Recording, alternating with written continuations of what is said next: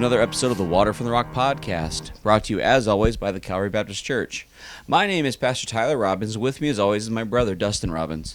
Hey everybody, I'm so happy that I'm able to be here this morning. I'm so excited, and I'm actually staying warm because the weather's been so terribly, horribly cold. I hope you guys are staying warm where you're at too. Absolutely. I know that right now it seems like the Southeast is getting the Midwest's weather, and what we normally would get those snowstorms and those ice storms. And it feels like we're getting more Siberian weather. I know. It feels like I'm in the Arctic. I know. It's been kind of, honestly, it's been taking my breath away. I hear that. It's wearing me out. It's been so cold it actually hurts. Absolutely. Yeah.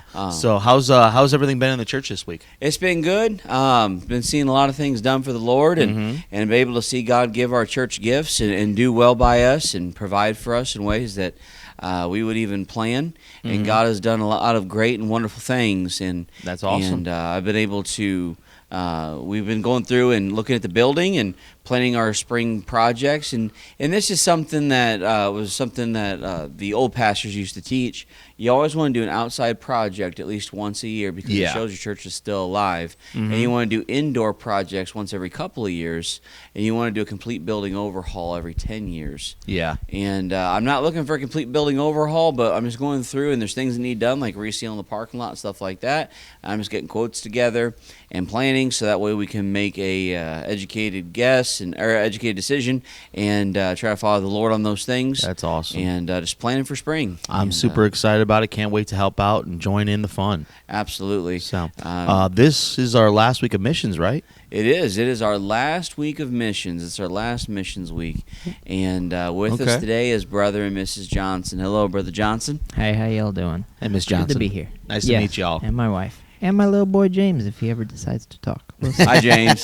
Hi, James. Buddy. I've known you for 3 days, and I have not heard you say one thing. He just keeps looking at me like, who are you? Why are you talking to me? Absolutely. He's friendly, but he's got a very serious stare. Yes, he does. And he looks like he's trying to judge me. Yeah. And I'll be honest with you, son, I always come up short. And nothing good is in me except for the Lord Jesus. Amen. Hey, there we go. And that's all that matters. Exactly. But yes, sir. Today is our fourth missionary, and I'm looking forward to hearing him speak here in just a moment. He's been hanging out with me, and we've been able to go out to dinner and just talk. And I've got to know him pretty well, him and his wife, and they're a real sweetheart couple. And very much enjoyed hearing their story. I'm a sucker for a good love story, and I was talking to them and heard their love story the other day about how they met and they got married. Turns out they had met when they were young, and she's like, I think he might be the guy. And he was like, I don't know. I think she might be destined for my brother. And, oh, no. But God works in mysterious ways, amen? He does. And you guys seem very happy together. And one of the things, I'll say this, one of the things I look for in missions couples is how well they interact together. Because when you're in the mission field, everything is stressful. Yes. And I've been able to watch y'all interact, and I think y'all are doing great. And, well, thank you. Yep. Very much have enjoyed y'all's company and your friendship this weekend. Thank y'all for coming out. I know it's terrible weather. So. No, it's all right. We love being with you, even if it is freezing. Yeah. Yeah. Because you were born and raised, or not you were born, but you were raised in Brazil. Yeah. And that's where you're going, right? Yes, sir. Okay. Yes, sir. So I was raised in the city that I'm going back to. And what's the name of the city again? São Paulo. São Paulo. Yeah. Yeah, it's the 5th largest city in the world with over 22 million people. It's a massive city. Wow. And it takes a lot all of getting on top used to. of each other or kind of spread out? Yeah, no, we're on top of each other. Oh, boy. But even with that, with that many people, it spreads. It spreads out. I'd hate to be there during rush hour. Oh, yeah, no. During rush hour, if you're trying to drive down the main highway down the middle of the city, it's about 6 lanes, a highway one way. It's a parking lot. You do not go anywhere. I know that we went to Lima, Peru, and it felt like that too. Yeah, no, it is bad. One of the things you want I to go somewhere during rush hour, you're not. Sure. One of the things I noticed about Lima, Peru is everyone's got like rebar sticking on the top of their house because every time they need to add a room, they just build up because you can't build out. There's no room. And I mean, that's I think 11 million people there. So that's double the size. Yep. I could only imagine. Yeah, you do see that sometimes. Not all the time, but you'll see it sometimes. Where So they're what trying to build up. exactly is the ministry that you're going to be working in and working with? So we will be working with the deaf. Okay. The deaf, they're in São Paulo. Okay. In 22 million people, there's about 500,000 deaf and hard of hearing. All right. And none of them have any church. Matter of fact, in the entire country, I can count on one hand the number of deaf churches that I'm aware of. Okay. And there's about 7 million nationwide. Okay. So I just didn't. I know you explained this last night in church, but I just want to, for our listeners, is that ASL or is that a different type of sign language? No, that's a very different sign language. Okay. Like you said, here in the States we speak ASL. Uh-huh. But there in Brazil we call it Libras, Libras. So Libras. and most people assume Okay. that sign language is kind of a universal. You Mhm. know, you're deaf, so you speak sign language. Yeah. It's not. Every country, for the most part, will have their own unique sign language. And as a matter of fact, even within countries, much like we have accents, you know, Mhm. you've got the northern accent, you've got that southern drawl, Yeah. you've got the British accent. It works in sign language too, where you can have various accents even within in country with how you sign different things Yeah. here and there. Does this mean you hold your hand a little different? or- Yeah, sometimes the sign will be different, kind of like, you know, in Britain they'll call the trunk the boot. Sure. So there'll be some stuff like that. The way they hold just a random Mhm. variations that Maybe kind a of little bit indicate more where of a- you're from in the country. that's Maybe a little neat. bit more of an aggressive way of signing or something Yeah, like that. something like that. Yeah, Yeah. if you're from New York or something. Yeah. I'm not saying a word. That's funny. But yeah, so it's a very different sign language, because sign language a lot of times people don't realize is based off of the written language Mhm. that they're in. And so, for example, here in the United States, church, you use the C on top of your hand, church. Well, in Portuguese, the word is igreja, and there's not a C in the entire word. So if you use that C for church, Doesn't that make means sense. nothing. Yeah. Yeah. You know, and so there's a lot of differences based off of that, or culture, how things work there, because culture is different in each country. So it's very different. Oh, Sure. Do you have to spell out a lot of words by like actual letters, or like do you have an actual word symbol for each word? A lot of words will have their symbols. There are a few things that you just kind of spell out. Okay. I am not fluent in either ASL or Libras. Okay. I have to learn that all. I know just enough to kind of skirt by, Yeah. and I can finger spell. So if I needed to make sure I could finger spell everything. Sure. But that's very lengthy. Yeah. So I'm not sure exactly how much I would have to spell in the future. Mm-hmm. But there is some of that. But a lot of it is signed out, Okay. and has its own word. Okay. That makes sense. Mhm. So when you spell things out, I'm assuming you spell in Portuguese, correct? Yeah, if you're going Libras, yeah. Yeah. Sure. I had a question I was going to ask. I don't remember what it was now. Don't you hate it when that happens? Oh yeah, Yeah, all the time. I had a follow-up question about the deaf ministry that you're going to start here, and now I forget what it was. But anyway, I do know that you have told me you're a third-generation missionary. Yes, Mhm. yes, That's very exciting. it is. I like it. You know, It's so a my pedigree you don't often see. Sorry, I didn't mean to cut you off. No. I think it gives us a great insight into the Brazilian people. Mhm. So my grandparents have been there for just over 50 years now. And 6 weeks after they landed, they gave birth to my dad. Wow. So it was a wild time back then. And she was still in the middle of language school. She dripped out to give birth, had like a week, and then she was back in language school. She was Ooh. rearing to go.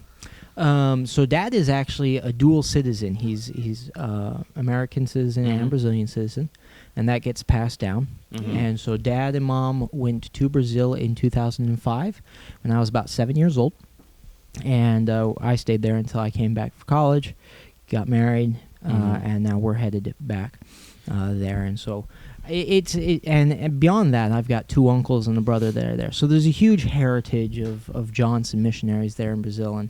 and it does give us, I think, an insight. You know, we grew up there, Mhm. and I grew up as a missionary, grew up on the field, and we know the people, and And you're used to the influences. culture, which is some Yeah, of the biggest yeah. hurdles. Yep. I know that sometimes people say that the language can be the biggest hurdle, but I think really it's more cultural.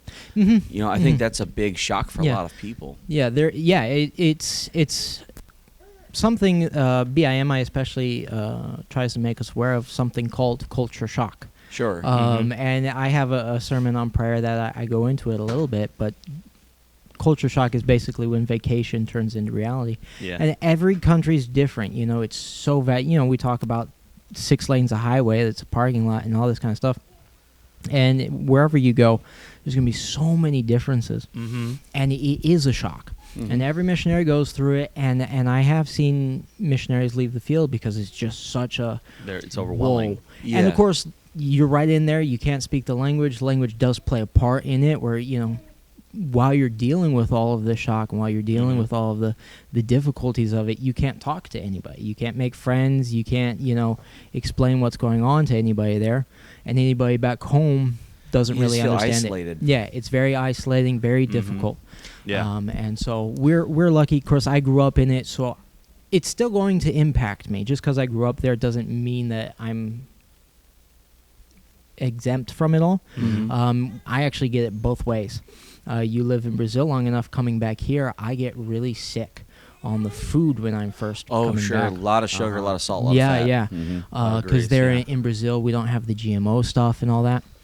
And so both ways, you kind of get that culture shock. People don't realize that.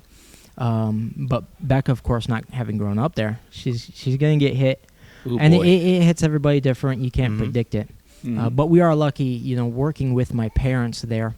My mom is going to be able to help her adjust through it better. Because I'm not going to necessarily understand, because I grew up in it. That's Sure. normal. Yeah, Some of it's the just kinda stuff going is back like, home for you. yeah, some of the stuff I'm going to be like, yeah, but that's the better way. I don't know, Yeah, absolutely. And she'd be like, no, it's not. I'd be like, yeah. But my mom, of course, grew up here in the States as well, and so she's gone through it. She'll be able to help Becca. Yeah. And that's something that a lot of missionaries don't get, and we are Yeah. blessed to have that help us through it. So you'll be working with your parents' church. What is the name of their church again? So the name of their church is Igreja Batista Compaixão, which translates to Compassion Baptist Church. Oh, okay. They started that like church that. it's a good name. They started it just before COVID. Okay. So they've got a new building there. They first purchased building for their church. That's It's awesome. really exciting. It's That's 3 a stories. huge step. It is. Wow, that's It is. awesome. It took a lot of work. Any kind of red tape there in Brazil just takes forever. And so it was a long process, but they're really excited about it.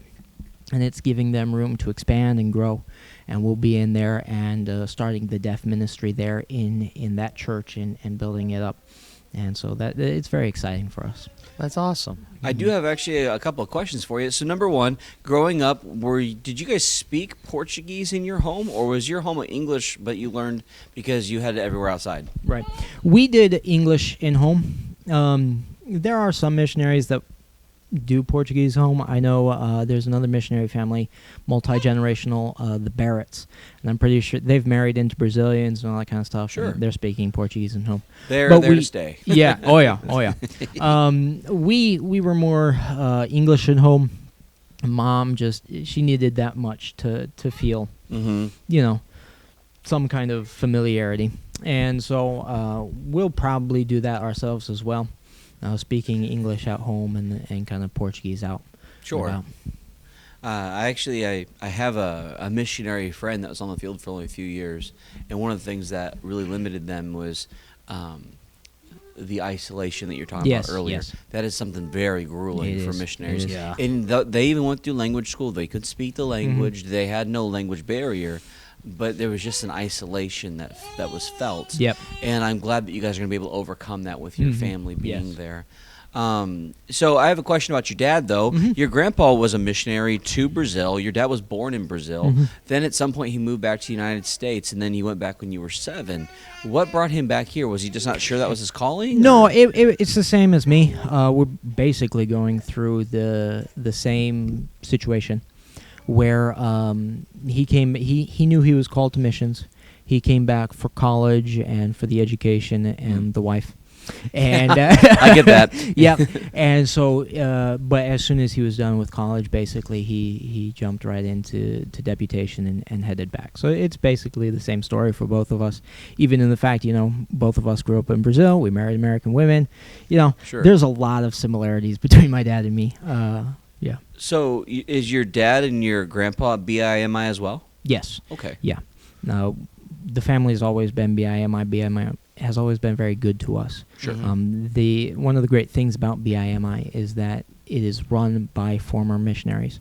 Matter of fact, some of them, our field director, Sean Lundy, when he first became field director, tried to keep a church running in Brazil. He ended up handing it off to his son. But these are men that worked on the field for decades and are now coming back to the field to help more missionaries down the field. So it's a really great place. And one of the things that they did is when missionaries come back, you can go to BIMI for a week that they call Enrichment Week. Oh. And it is designed specifically for the teenagers. A lot of places, they focus on the mom and dad. You're the ones doing the ministry and all this stuff. But Enrichment Week was about the teenagers, and essentially saying you're not alone.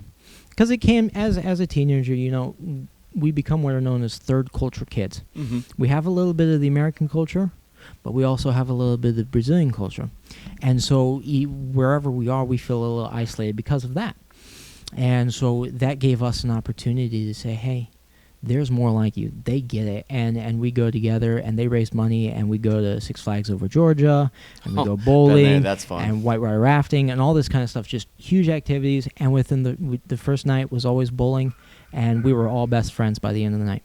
Sure. And so it really helped, I think, in keeping me on the field to know, they care about me. Mm-hmm. It's not just mom and dad. I'm part of this too. Mm-hmm. And that really helped. Push. So they have a huge heart for missions, and it's been really great. Well, that's wonderful. Yeah. Like we were talking about yesterday when we were at lunch, out of the 4 missionaries we've had come through here, 3 of them are 27 years old. Yeah. And that has been a huge blessing to me because I feel like a very old man. I'm not gonna lie. Every joint aches every winter, and I think it's just an Iowa thing, to be honest with you. But I'm only 33, and I know that when I look around, I look at all the pastors in the surrounding area. Everyone's older than me. Yeah. And the closest one preaches at a Wesleyan church here in town, and I think he's 40. And it's just sometimes it feels like, well, this is becoming an old man's game, being a pastor. Yep. But then seeing other people still serving the Lord, like missionaries and things like that, has been very encouraging to me, very rejuvenating, really, to hear God speak through these people, and that God's hand is on people even younger than me. Mm-hmm. And I've shared this with a couple of people. I know I shared it with you guys last night, but it almost feels like Elijah when he finds out that there's the cave of prophets still. Yes. And it's been very encouraging to have so many missionaries come through, especially of a younger caliber. Yeah. And that wasn't even planned. Mm-hmm. And it just happened that way. Exactly. Yeah, it's hard to plan getting all 3 27-year-olds. Yeah. That was a very detailed part of the form. When is your birthday? How old are you now? But no, it's been wonderful. I've enjoyed having the people come through and stuff like that. So in Brazil, you said you guys are going to go to São Paulo. I know I'm mispronounced. I know I'm just terrible about it. No. I've always heard Sao Paulo. Yeah. The American way is fine. Yeah. Yeah. It just got to learn how to adjust. Yeah. And what do you think is the biggest struggle for the people there?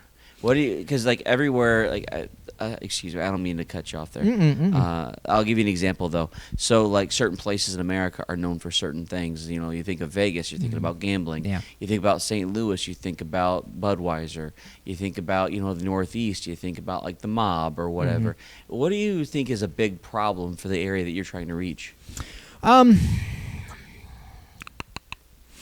I know it's kind of a shoot from the hip question. Yeah, it's not one you get asked very often. I'd say their carnality. Sure. Especially in São Paulo and Rio. So Brazil is a very coastal nation. Mm-hmm. We have a lot of inland territory, but pretty much everybody lives off the coast, right? Because you guys have a lot of like the Amazon area. We have the Amazon area, Yeah. but it's just the way that Brazil was settled with the Portuguese. There's a whole lot of history that goes into it, and I won't get into that. But that's the we part just I like. never. Yeah, I'm a huge historian, so well, then I'll get into it. that's okay. You don't have to. But the Portuguese settled as traders, Mm-hmm. and so we just kind of settled port cities. We weren't really family oriented when we were settling these areas, and so we've just always stayed on the seaside, which means a lot of beaches and that kind of stuff. I see what you're getting at. And so one of our biggest things there in Brazil is what we call Carnival. You think very Mardi Gras, and Carnival there in Brazil is a samba competition. Yeah. And right after that, the Catholic Church has I Lent. forget, something like that. And I've heard stories of people going. I heard a story of a woman once that went in. A coworker she was a married woman. A coworker was hitting on her. She went into the priest and during this time, and she's like, "Hey, this guy's hitting on me. What should I do?" He said, "Well, just sleep with him. It's that time, and afterwards you can come and repent, and it'll be all fine."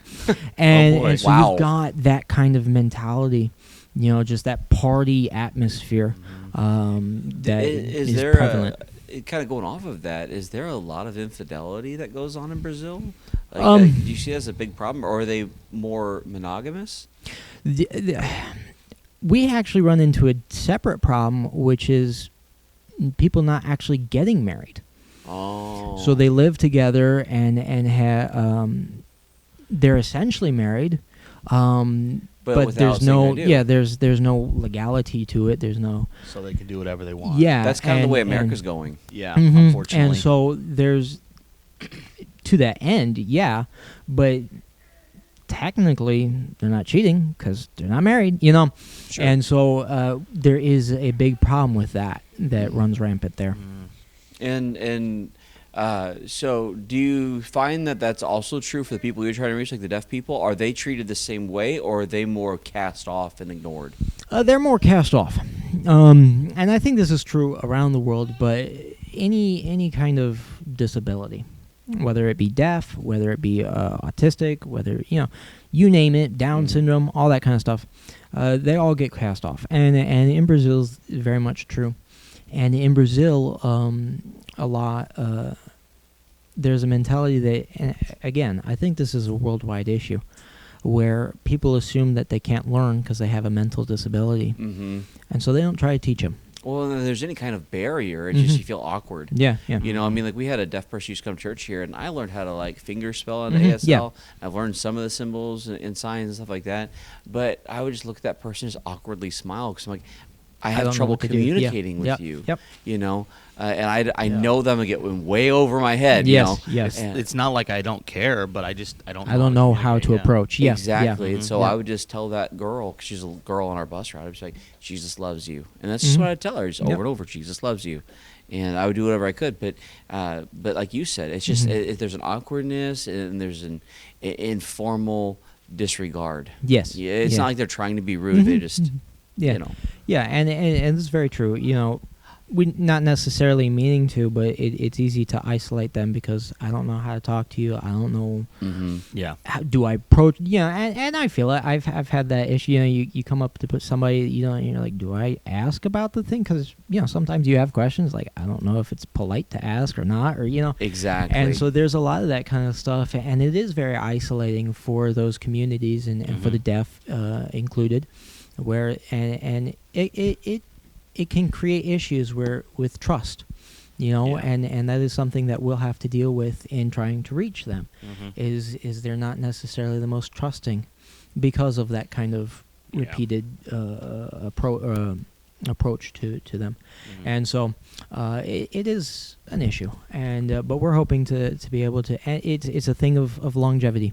Sure. You just keep at it and show that you're consistent, Well, and like that you you're said there for last the night. long run. Yeah, you said that last night, that the biggest problem that you have to overcome there is the proving of yourself, Yep, not being a yep. flash in the pan. Mm-hmm.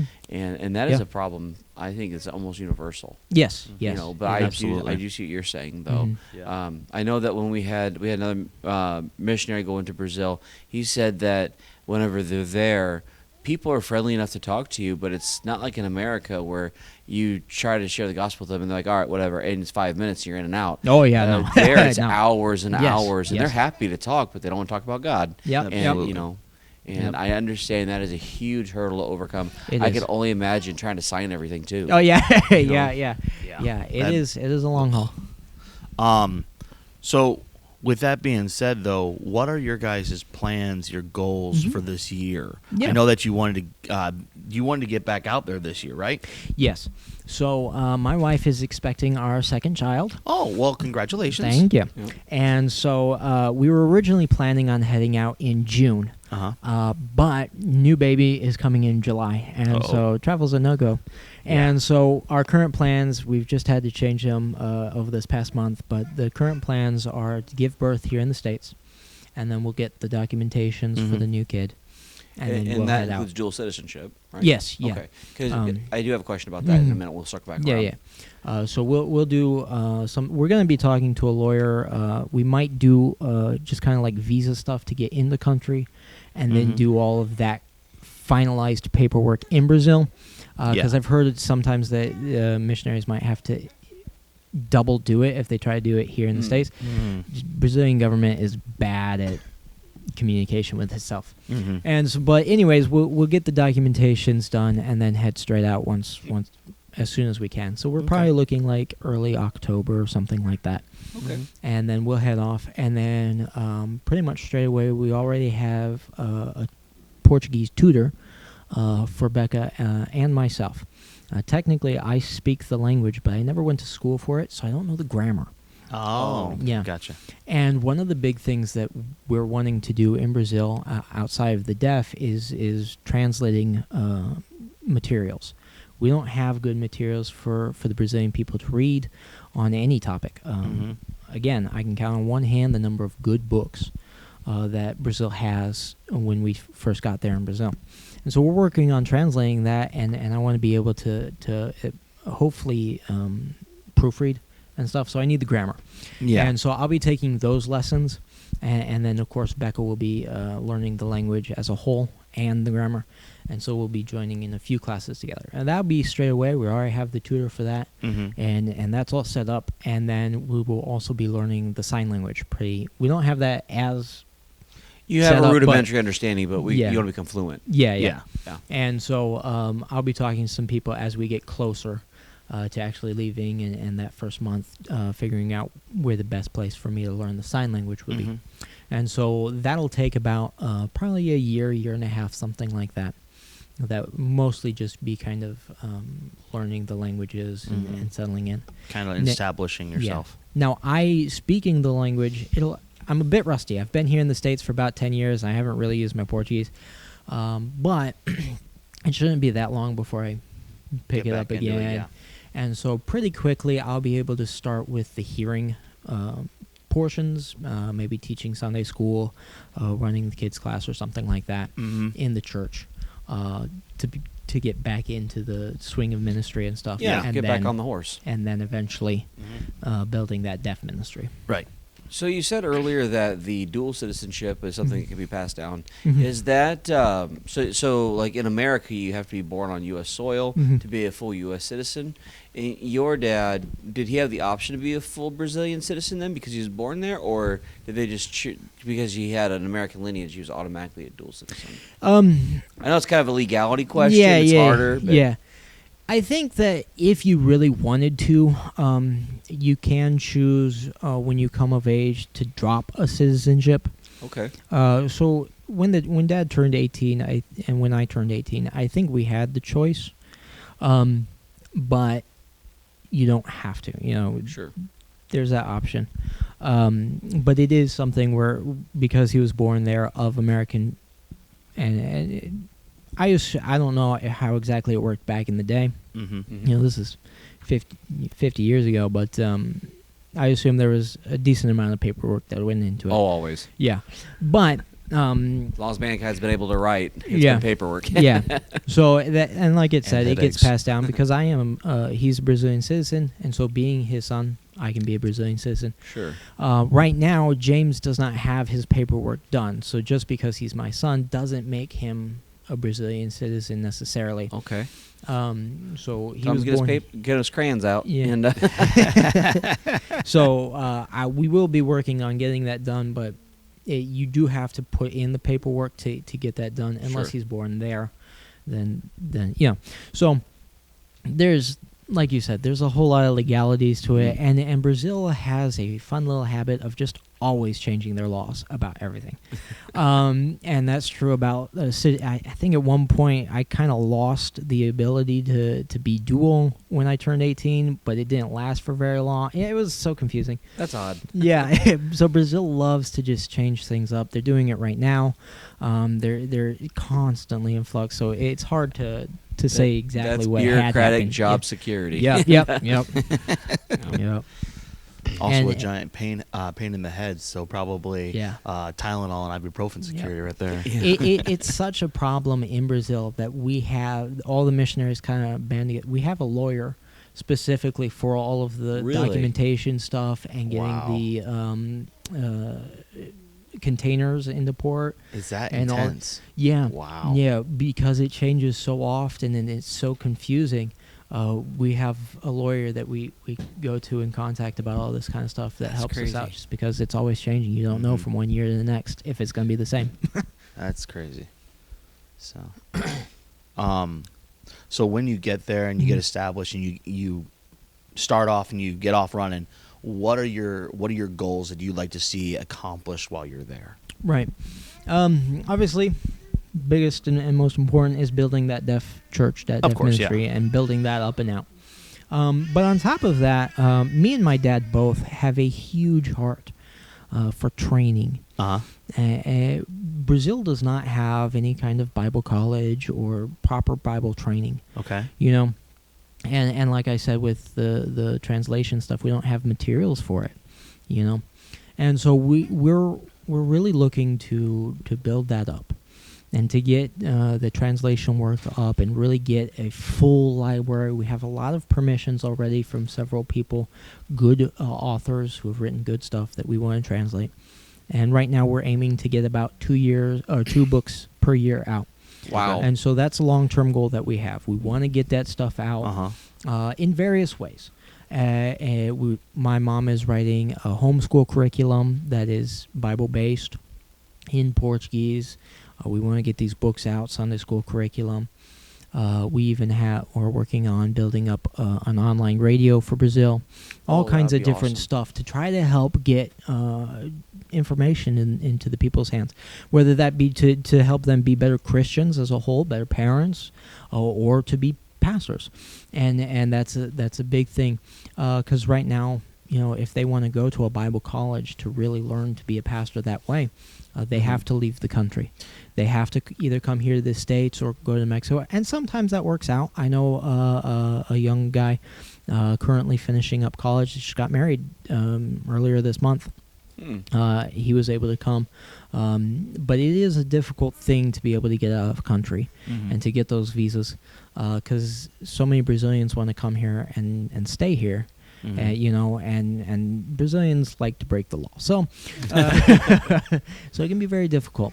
And so we want to have something in-house, as it were, some kind of an online college that we can train them up, and really get national pastors built up, because there's not a whole lot of good, and that goes for any country in the world. But of course, I'm a little bit biased for Brazil and other Portuguese-speaking nations, and so we want to get that built up. To build national pastors and missionaries. We want Brazil to be sending out missionaries and getting them out there. My dad is the president of a Brazilian mission board, and we're trying to get that idea really into the, because it's not a huge thing in Brazil, you know, missions, because we're all missionaries, you know, already. So there's some disconnect there, and so we're trying to build that up and train them, and that is a huge thing for us, because there's not a whole lot there in Brazil. So I guess I have one question left for you, and so you have been out of Brazil for 10 years. Are you nervous about going back? Not really. There's a few things that I'm nervous about relearning. finances, and I never really liked the process of finding a house and stuff, But Sure. that's just the nervousness of moving for me. I am very excited to be back in Brazil. Sure. I think sometimes, it is like going back home for me. Growing up as a missionary and being a third culture, I love both countries. But I do have a special place in my heart for Brazil. Absolutely. And I miss so many things from Brazil. And especially this time of year, I miss that heat. Yeah. But I also, and I've never been there. Yeah. But I miss the food. I miss the people. I miss the closeness. There is a graduated friendliness in Brazil, is what I hear. Yeah, there's a friendliness, but I miss the big city too. Traveling around, I go to a lot of small towns, and there's a beauty to it. Don't get me wrong, and I do enjoy being in those churches, but it is not for me long term. Sure. And I am ready to be back in a big city where I can walk 5 minutes and get anything I need. Yeah. And so I'm very eager. Yeah, I'm just excited, and any nervousness is just about the move itself and the legalities and getting the paperwork done and Red tapes are always a pain in the butt. all so. the red tape stuff. Yeah. I guess the same question. I know you've been pretty quiet over there, Mrs. Johnson, but are you nervous about going to a foreign country and burning a boat and staying? Are you scared of that? I think it's naive excitement where I've not been there before. I've not. So Yeah. you're I don't mostly know. you're mostly positive I'm person. I'm very Sure. excited to be there. I know there's going to be challenges because I've been told from veteran missionaries, you're going to go through this. Mm-hmm. But like he was saying, I'm very glad that we're going to be working with veteran missionaries for as long as God will let us work with them initially. And Mom Johnson said so many times, I'm not going to judge you. Don't be afraid to come to me when you go through this hard time Mm-hmm. because I've been there and I know, if nothing else, I'm there for you. If I can't know how to help you, I'm a shoulder to cry on or I'm whatever. So that camaraderie. That's very necessary. Yes. So I'm very excited and more excited than nervous, I think. I think the thing I'm most nervous about is getting there because we're going to be on the plane with 2 little ones. And that's a and we're taking our 7-hour dog. flight. So, and all the taking your dog? suitcases, yes. I know you guys had a dog. How Where's long your of dog a at flight now? is that? It's a 10-hour flight. Oh. Yes. So Where are I you guys think that's flying the out thing of? I'm the most nervous about right now is taking don't like everything planes and either. everyone with us on that initial flight. Oh, Oh no. Say it's a 10-hour flight. We'll fly out of O'Hare, okay. Okay. and we'll head straight down to São Paulo, an airport called Guarulhos. We will be taking a direct flight. Sometimes it's a little bit cheaper to do connects, Yeah. but with the dog and 2 kids and however much, It'd just be easier. yeah. It's And you're gonna be- taking your life down with you too. You're not taking a carry-on. Yeah, no. There have been occasions with my parents traveling back and forth.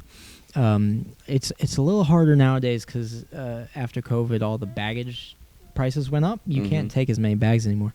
But back in the day, I think you could have like 5 bags, and we took all 5 for all 5 of our family members. So we had 25 bags. Oh. Going through this airport, it was so much stuff. Yeah, that would be terrible.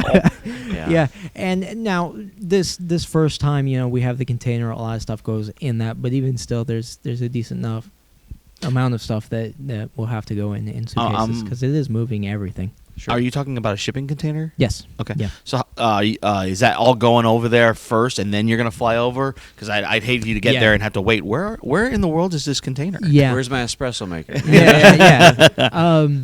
Yeah. We ship it before we head out. It'll take about a month for the shipping container to make it from Chicago all the way down to São Paulo, and so we'll ship it out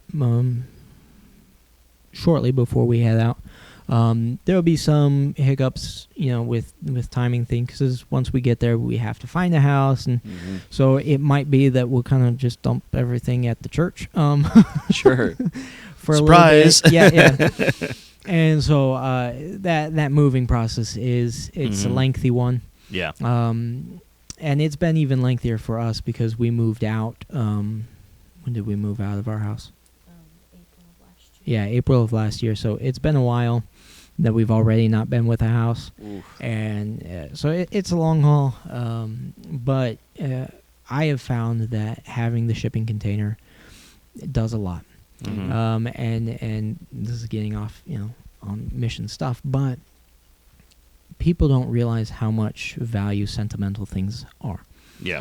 Because one thing interesting, culture is different, and sometimes culture includes how you decorate a house.